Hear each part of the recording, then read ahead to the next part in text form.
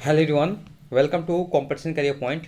मैं आज आप लोगों के लिए देवनागरी लिपि के विशेषताएं और उनका मानकीकरण से संबंधित 55 प्लस एमसीक्यू यानी वस्तुनिष्ठ प्रश्नों का हम लोग अभ्यास करने वाले हैं। ये जो टॉपिक है इकाई 2 के अंतर्गत आएगा और ये एमपी टेट वर्ग 2 के अंतर्गत पूछे जाएंगे। जो लोग तैयारी कर रहे हैं, किसी प्रकार का नोट्स जो मैंने यूट्यूब पर उपलब्ध कराया हूँ, किसी प्रकार का नोट्स आप लेना चाहते हैं एमपी टेट वर्ग 2 के लिए, तो आप व्हाट्सएप में हमारे पर कॉन्टैक्ट कर सकते हैं 7004501486। यह व्हाट्सएप नंबर, इस पर आप ओनली मैसेज के थ्रू इन्फॉर्मेशन प्राप्त कर सकते हैं कि कौन सी पीडीएफ चाहिए, या मेरे पास जितने भी टॉपिक है पूरा कर ले सकते हैं या इंडिविजुअल भी परचेस कर सकते हैं। ओके, यह व्हाट्सएप नंबर, इस पर आपको ओनली व्हाट्सएप करना है। कॉल अलाउ नहीं है, कॉल मत कीजिए, कॉल रिसीव किसी का भी नहीं किया जाएगा। शुरुआत करते हम लोग। हिंदी भाषा का मानकीकरण करने वाली संस्था को किस नाम से जाना जाता है? तो विकल्प बी, केंद्रीय हिंदी निदेशालय। प्रश्न संख्या 2, केंद्रीय हिंदी निदेशालय की ओर से देवनागरी लिपि और हिंदी वर्तनी का मानकीकरण का प्रकाशन वर्ष क्या हुआ? तो 1983 ईस्वी। प्रश्न संख्या 3, मानक देवनागरी वर्णमाला भारत के शिक्षा मंत्रालय के द्वारा कब प्रकाशित की गई थी? तो 1966 ईस्वी। देवनागरी लिपि और हिंदी वर्तनी मानकीकरण 1983 ईस्वी में किसने प्रकाशित किया था? तो विकल्प ए, केंद्रीय हिंदी निदेशालय। प्रश्न संख्या 5, हिंदी वर्तनी का मानकीकरण कब किया गया था? तो विकल्प बी, 1967 ईस्वी। नेक्स्ट प्रश्न है, केंद्रीय हिंदी निदेशालय की स्थापना कब हुई थी? 1960 ईस्वी। इंपॉर्टेंट देख लीजिएगा, हिंदी के प्रसार के लिए तथा संपूर्ण भारत की एक भाषा के रूप में इसे स्थापित करने के लिए केंद्रीय स्तर पर बहुत सारे प्रयास किए गए। सन 1 मार्च 1960 में स्थापित केंद्रीय हिंदी निदेशालय, जो कि नई दिल्ली में स्थित है, की स्थापना की गई। कार्य, शब्दकोशों, विश्वकोशों और हिंदी भाषियों के लिए पाठ्य पुस्तकों का प्रकाशन। प्रश्न संख्या 7, 1947 ईस्वी में उत्तर प्रदेश सरकार ने किसकी अध्यक्षता में एक समिति गठित की जिसने 12 खड़ी मात्रा व्यवस्था अनुसार और अनुनासिक से संबंधित महत्वपूर्ण सुझाव दिए? तो विकल्प सी, आचार्य नरेंद्र देव जी।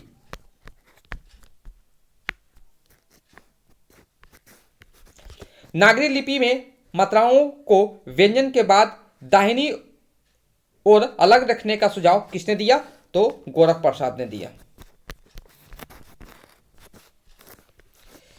काशी नागरी प्रचारणी सभा ने किस वर्ष अ की 12 खड़े की अस्वीकृत कर दिया था? 1945 ईस्वी। प्रश्न संख्या 10, किसने देवनागरी लिपि में स्वरों के लिए अ की 12 खड़ी तैयार किए? तो स्वाकर बंधु। प्रश्न संख्या 11, देवनागरी लिपि में किसने पंचमाक्षर के स्थान पर अनुस्वार का प्रयोग का सुझाव दिया? तो डॉक्टर श्याम सुंदर दास। प्रश्न संख्या 12, तिलक फॉन्ट या केसरी फॉन्ट में कितने टाइप के फॉन्ट का सुझाव दिया गया? तो 190।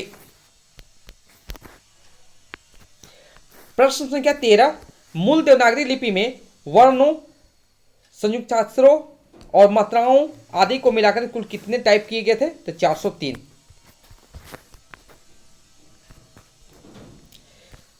नागरी के लिए लोकनागरी नाम किसने दिया? तो आचार्य विनोबा भावे। नेक्स्ट प्रश्न है, उत्तर प्रदेश सरकार द्वारा गठित लिपि सुधार परिषद 28 नवंबर 1953 में हुई बैठक की अध्यक्षता किसने की? तो डॉक्टर सर्वपल्ली राधाकृष्णन। नेक्स्ट प्रश्न है, उत्तर प्रदेश सरकार द्वारा वर्ष 1940 में गठित देवनागरी लिपि सुधार समिति के अध्यक्ष कौन थे? तो विकल्प सी सही उत्तर हो जाएंगे। किस विद्वान ने देवनागरी लिपि के स्थान पर रोमन लिपि स्वीकार करने का सुझाव दिया था? तो सुनीति कुमार चटर्जी। प्रश्न संख्या 18, देवनागरी में अ के 12 अक्षर का सुझाव किसने दिया? तो काका कालेकर। नेक्स्ट प्रश्न है, नागरी लिपि सुधार समिति के संयोजक कौन थे? तो काका कालेकर। प्रश्न संख्या 20, देवनागरी लिपि का सर्वप्रथम प्रयोग किस राज्य में हुआ माना जाता है? तो विकल्प डी होगा गुजरात। प्रश्न संख्या 21, मानव के मस्तिष्क से निकली हुई वर्णमालाओं में नागरी सबसे अधिक पूर्ण वर्णमाला है। देवनागरी लिपि से संबंधित यह कथन किसका है? जॉन गिलक्रास्ट का है। नेक्स्ट प्रश्न है, संसार में अधिक कोई सर्वांगन पूर्ण अक्षर है? तो देवनागरी के हैं। देवनागरी लिपि के संबंध में यह कथन किसका है? आइजक पिटमैन जी का है। देवनागरी अक्षरों से बढ़कर पूर्ण और उत्तम अक्षर दूसरे नहीं है। देवनागरी लिपि से संबंधित यह कथन किसका है? तो प्रो मुनियर विलियमसन। देवनागरी दुनिया का सर्वाधिक वैज्ञानिक लिपि है, यह कथन किसका है? तो राहुल संखतियान का है।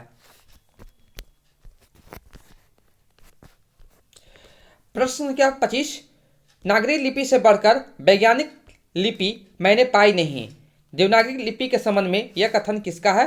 तो विकल्प ए आचार्य विनोबा भावे। यहां आचार्य विनोबा होंगे।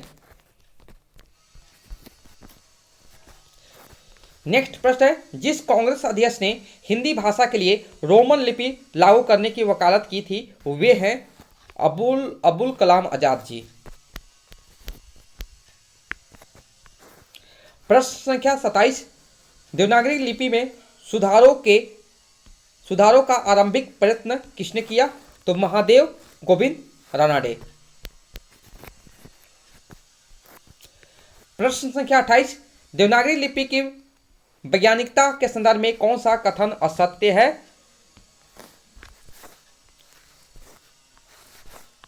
तो विकल्प बी आपका सही उत्तर होंगे, जो कि गलत है। प्रश्न संख्या 29, महाराष्ट्र के सावरकर बंधुओं ने सौरों की जो 12 खड़ी तैयार की थी, यह यहां को अपनाई जाती है वर्धा में। प्रश्न संख्या 30, देवनागरी में वर्णों की संख्या कम करने हेतु महाप्राण वर्ण हटाकर अल्पप्राण के नीचे कोई चिन्ह लगाने का सुझाव दिया था? तो श्रीनिवास। सन 1904 ईस्वी में लोकमान्य तिलक ने निम्नलिखित में से किस पत्र के माध्यम से देवनागरी में सुधार की संभावनाओं की ओर लोगों का ध्यान आकृष्ट किया था? केसरी।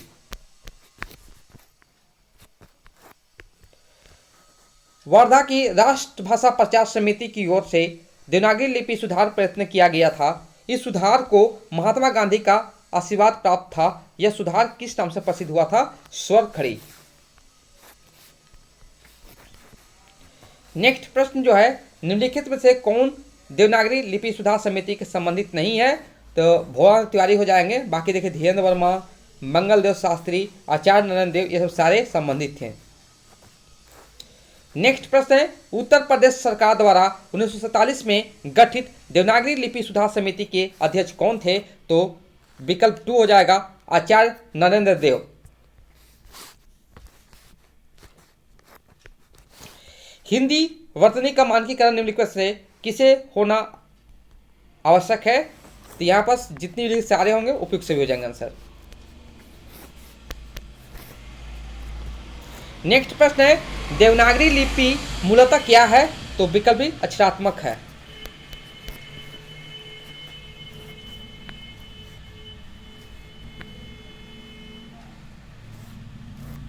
देवनागरी लिपि का सर्वप्रथम प्रयोग कहाँ हुआ था? तो जय भट्ट के शिलालेख में।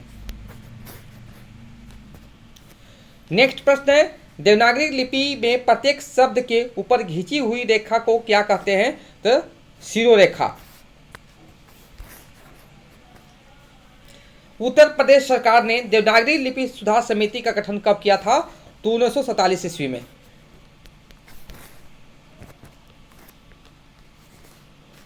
ब्राह्मी मूल के 1, 2, 3, 4, 5, 6, 7, 8, 9 अंकों का प्रयोग संसार के अधिकांश देशों में होता है, अतः इसे कहते हैं भारतीय अंतर्राष्ट्रीय अंक।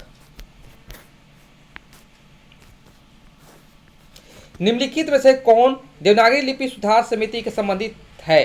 तो कहोगा विकल्प ए श्याम सुंदर दास। देवनागरी का मानकीकरण किसने किया था? तो विकल्प डी हो जाएंगे, केंद्रीय हिंदी निदेशालय ने। नेक्स्ट प्रश्न है, मानकीकरण क्या है? तो विकल्प सी मान्य विशेषताओं का आधार पर। निम्नलिखित में से कौन सा कथन सत्य है? तो नागरिक प्रचारिणी सभा ने श्रीनिवास के सुझाव और अ की 12 खड़ी स्वीकार नहीं किया है, ये सत्य है। बाकी जितने भी लिखे हुए सारे यहां पर असत्य हैं।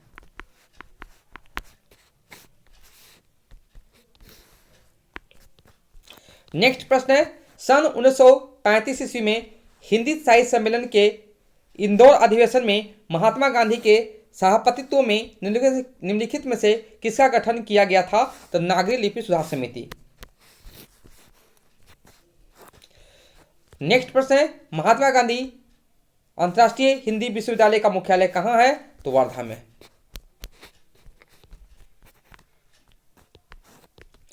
नागरी लिपि सुधार समिति की बैठक के कुल कितनी हुई है? तो 9।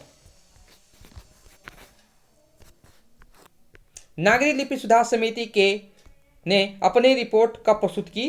तो 25 मई 1949 ईस्वी।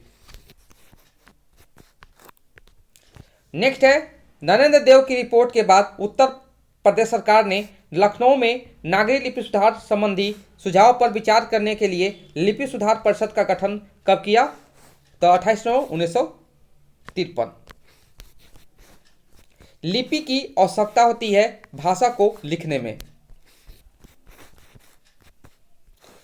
नेक्स्ट प्रश्न जो है, देवनागरी लिपि का विकास माना जाता है ब्राह्मी से। आज का अंतिम प्रश्न जो है, ये प्राचीन देवनागरी लिपि का विकास हुआ है? तो विकल्प सी कुटिल लिपि। ये था देवनागरी लिपि के विशेषताएं और उनके मानकीकरण से संबंधित जितने प्रश्न बने थे मैं आपको देने का ट्राई किया हूं, कोशिश किया हूं। इससे ज़्यादा प्रश्न बनेंगे तो भाग 2 में भी देखने को मिल सकते हैं।